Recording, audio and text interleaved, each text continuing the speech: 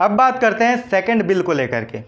Second bill है the farmer empowerment and protection. आप यहाँ नाम से समझ पा रहे हो कि गवर्नमेंट की क्या कहना चाह रही है।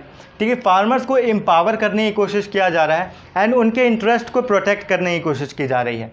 And agreement on price assurance, किसी भी तरह का लीगल अग्रीमेंट की बात की गई है यहाँ पर।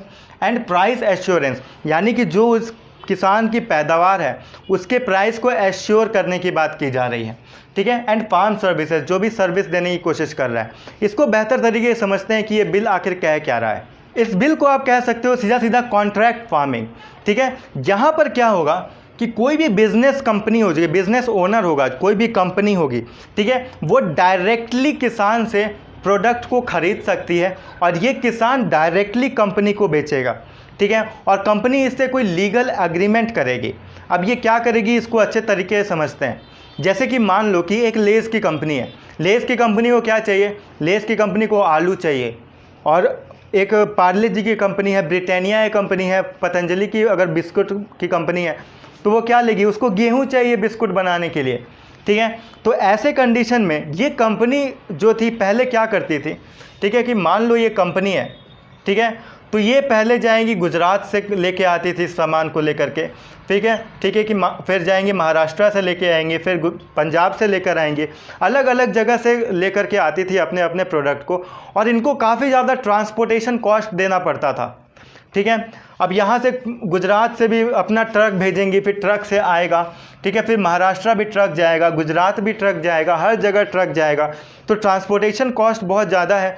तो इससे अगर कंपनी को अगर एक ही जगह उसको मिल जाता है सब कुछ, ठीक है, जितना भी प्रोड्यूस है उसको एक ही जगह मिल जाता है तो कितना बढ़िया हो जाएगा। तो ऐसे में कंपनी क्या करेगी, वो जाएगी किसी गांव वगैरह में। ठीक है, अब कंपनी को तो ऐसा तो है नहीं कि उसको 1-2 क्विंटल चाहिए। ठीक है, वो तो ट्रक ट्रक पूरा मालगाड़ी भर के लेके चले जाते हैं सब। ठीक है, तो ऐसे कंडीशन में वो जो कंपनी है वो पूरा का पूरा कम से कम 40-50 गांव बुक कर लेगी।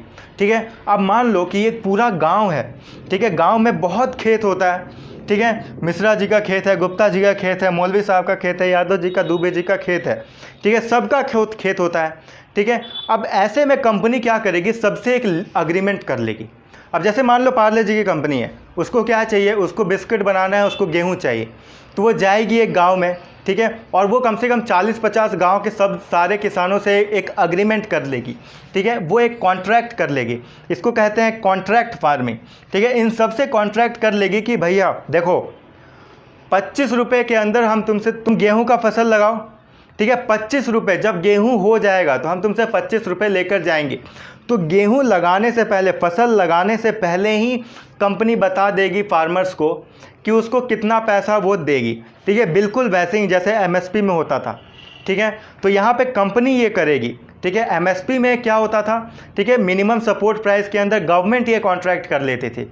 लेकिन अब यहाँ पे प्राइवेट पार्टी, ठीक है, कोई प्राइवेट कंपनी होगी, वो कॉन्ट्रैक्ट करेगी फार्मर से कि तुम ये सारा हमको दे देना, पूरा का पूरा गांव, 40-50 गांव, वहाँ पूरे के पूरे गांव में गेहूं ही गेहूं बोया जाएगा।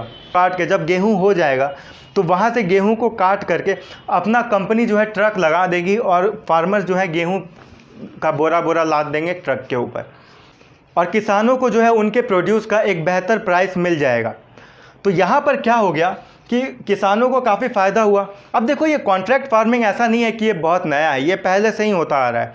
ठीक है, आपने भी सुना होगा, ये 11-12 से चल रहा है। ठीक है, लेकिन अब इसे एक लीगल रूप दे दिया गया है, एक कानून बना दिया गया है। यहाँ पे फार्मर्स को एम्पावर किया गया है, उनके इंटरेस्ट को प्रोटेक्ट करने के लिए लॉ को लाया गया है। और एक अग्रीमेंट, मैंने बताया आपको, यहाँ पे अग्रीमेंट कौन कर रहा है, यहाँ पर अग्रीमेंट कंपनी कर रही है। ठीक है, और एक प्राइस का एश्योरेंस दे रही है कि भैया ये प्राइस हम तुमको दे रहे हैं।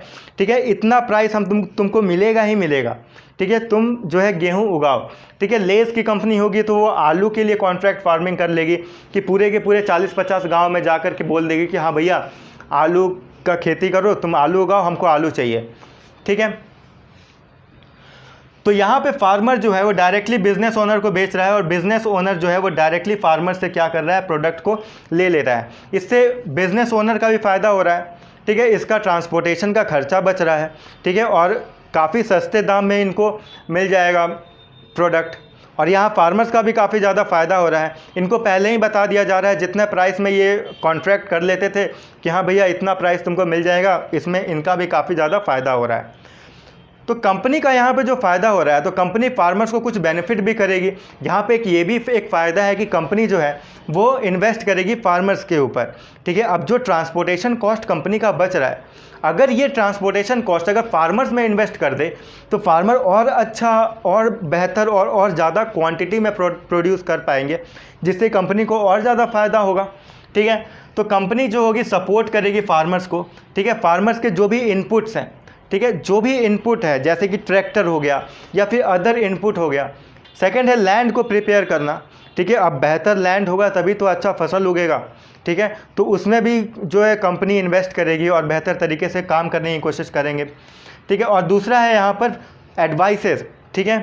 प्रोडक्शन को लेकर क्या क्या एडवाइसेस है ये देना बहुत ज़्यादा ज़रूरी है कि कब मानसून आने वाला है, ठीक है, कब क्या फसल बोया जा सकता है तो अच्छी पैदावार होगी। अगर किसानों को ये पता पहले ही चल जाता है तो ये उनके लिए काफ़ी ज़्यादा बेनिफिशियल हो जाएगा। तो ऐसे कंडीशन में ये जो बेनिफिट है ये कंपनी फार्मर्स को देगी। तो मेरे हिसाब से ये काफ़ी बेहतर लो है, गवर्नमेंट ने काफ़ी अच्छा स्टेप उठाया है फार्मर्स के इनकम को इम्प्रूव करने के लिए। तो यहाँ पे कुछ इश्यूज़ भी सामने आ रहे हैं, ठीक है। अब देखो इश्यूज़ का मतलब ये नहीं है कि लॉ ख़राब है, ठीक है। इश्यूज़ हर जगह होते हैं, हर लॉ के अंदर इश्यूज़ हो सकते हैं, ठीक है। उसे इम्प्रूव करने की कोशिश करनी चाहिए, ठीक है। उसे इम्प्रूव किया जा सकता है कि मान लो कोई कंपनी है, कोई बिज़नेस ओनर है, फार्मर से कोई प्रोडक्ट ख़रीदा और जाकर बोलता है कि ये प्रोडक्ट जिस क्वालिटी का मुझे चाहिए उस क्वालिटी का प्रोडक्ट नहीं है, तो भैया 25 रुपये का जो अग्रीमेंट हुआ था ना, हम 25 रुपये नहीं देंगे, 20 ही रुपये मिलेगा। तो ऐसे कंडीशन में फार्मर का तो नुकसान हो जाएगा, इसका तो नुकसान हो जाएगा, ठीक है।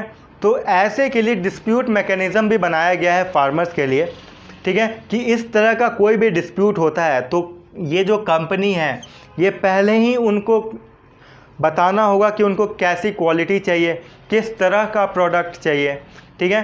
तो ये पहले ही फार्मर्स को बताएंगे, उस अकॉर्डिंग फार्मर जो है उनको सेल किया जाएगा ताकि बाद में किसी भी तरह की प्रॉब्लम ना हो। आई बात समझ?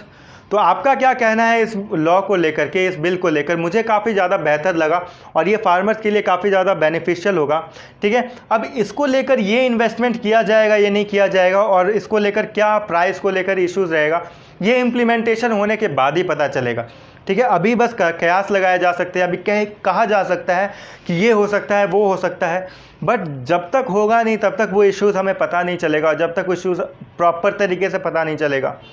और जब पता चलेगा तो उसकी सॉल्यूशन भी होगा, उसका सॉल्यूशन भी लाया जाएगा।